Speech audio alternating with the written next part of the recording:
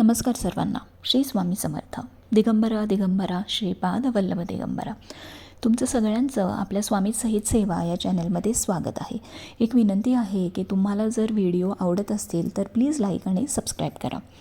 तर तुम्हाला माहितीच आहे की 2024ची पहिली येणारी संकष्टी चतुर्थी ती म्हणजे उद्या सोमवारी आलेली आहे, दिनांक 29 जानेवारी 2024. तर गणपती बाप्पांना बुद्धीचा देवता, विद्येचा देवता असं म्हटलं गेलेलं आहे. गणपती बाप्पांना आपल्या हिंदू धर्मामध्ये खूप महत्त्व आहे. कुठलंही शुभ कार्य जेव्हा आपण करतो तेव्हा गणपती बाप्पांची पूजा ही पहिली केली जाते. मग ते कार्य मोठ्या प्रमाणात असो किंवा अगदी छोट्या प्रमाणात असो, किंवा ती पूजा मोठ्या प्रमाणात असो, मोठी असो किंवा छोटी असो, गणपती बाप्पांचं पूजन हे पहिलं करतात. तर उद्या चतुर्थीला तुम्ही सगळ्यांनी बाप्पांची सेवा केली तर सर्व विघ्न दूर होतील. त्यांची कृपादृष्टी तुमच्या अख्ख्या फॅमिलीवरती बनून राहील. दुःख, दारिद्र्य किंवा तुमच्या ज्या अडचणी आहेत ते दूर होतील. आपण बाप्पांना सुखकर्ता आणि दुःखहर्ता म्हणतो, विघ्नहर्ता म्हणतो. तर ते आपले दुःख, विघ्न जे आहेत त्या किंवा अडचणी ज्या आहेत त्या दूर पळून लावतात आणि आपल्यावर त्यांची कृपा होते. तर आपण 29 जानेवारी 2024 म्हणजे उद्या सोमवारी चतुर्थीला काय काय गोष्टी अर्पण करायच्या आहेत ज्या गणपती बाप्पांना अतिप्रिय आहेत ते आपण आता या व्हिडिओमध्ये बघणार आहे. तर उद्या सकाळी उठून सुचिरभूत होऊन तुम्ही गणपती बाप्पांच्या मूर्तीला पंचामृताने किंवा पाण्याने किंवा दुधाने, ह्या तिन्ही गोष्टींमधून कुठलीही गोष्ट जी तुम्हाला शक्य आहे त्या एका गोष्टीने तुम्ही गणपती बाप्पांच्या मूर्तीला गणपती अथर्व शीर्ष म्हणत तुम्ही अभिषेक करायचा आहे.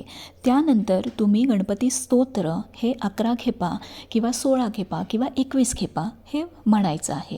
गणपती बाप्पांना आता कुठल्या गोष्टी प्रिय आहेत ते आपण बघूया. अभिषेक झाल्यानंतर मूर्ती स्वच्छ पुसून घ्यायची. त्यानंतर गणपती बाप्पांना चंदन आणि त्यानंतर जे आवडतं ते म्हणजे शेंदूर लावायचा आहे. त्यानंतर तुम्हाला 21 दुर्वांची जुडी गणपती बाप्पांना व्हायची आहे. त्यासोबतच तुम्हाला एक लाल जास्वंदीचं फूल जे अतिशय गणपती बाप्पांना प्रिय आहे, किंवा कुठलंही लाल फूल जर तुमच्याकडं जास्वंदीचं नसेल तर तुम्हाला व्हायचं आहे. धूप, दीप आणि अगरबत्ती दाखवून गुळ खोबऱ्याचं नैवेद्य दाखवायचं आहे. त्यासोबतच तुम्हाला 11 किंवा 21 आयदर तळलेले किंवा उकडीचे मोदक, तुमच्याकडे जी पद्धत आहे त्या पद्धतीप्रमाणे तुम्ही दाखवू शकता. तुम्ही जर गणपती अथर्वशीर्ष जर अभिषेकाच्या वेळेला म्हटलं नसेल तर तुम्ही नंतरही 11 किंवा 21 आवर्तना करू शकता.